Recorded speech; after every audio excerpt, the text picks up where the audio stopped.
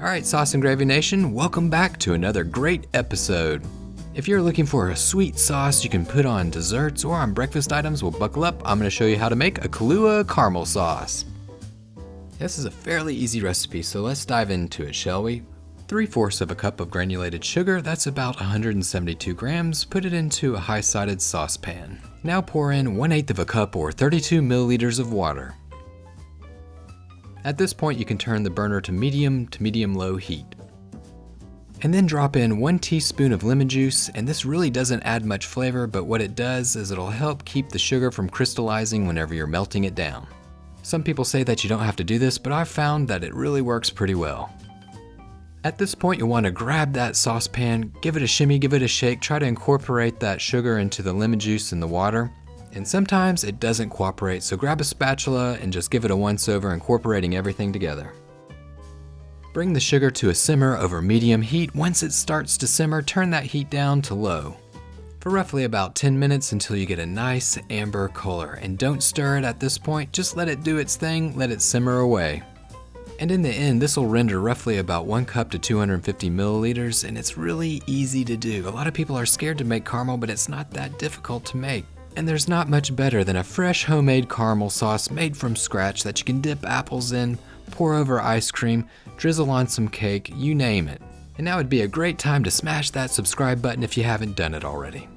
So whenever the liquid reaches this amber color, you're going to want to take it off heat. Notice there's no crystal formation in that liquid. It's perfect, it's clear. Now it's time for you to drop in some heavy cream.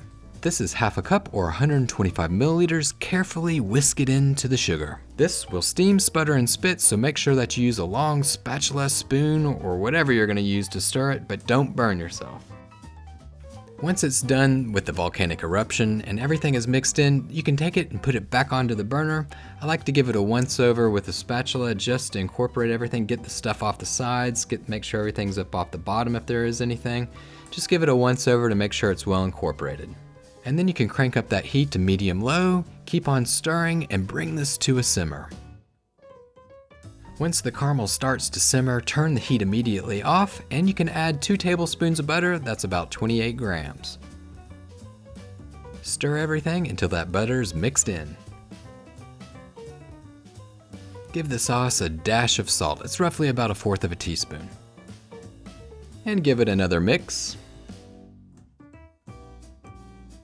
And here we go, we've almost reached the end. Let's put in 1 tablespoon or 15 milliliters of Kahlua.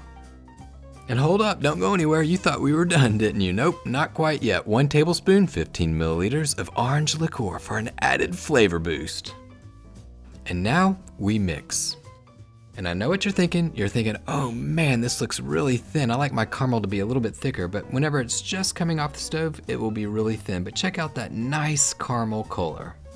To thicken it up and to cool it off, pour it into a big bowl, let it sit out and become room temperature. At that point, you can put it into the fridge. Alright, Sauce and Gravy Nation, that's how you make a Kahlua caramel sauce.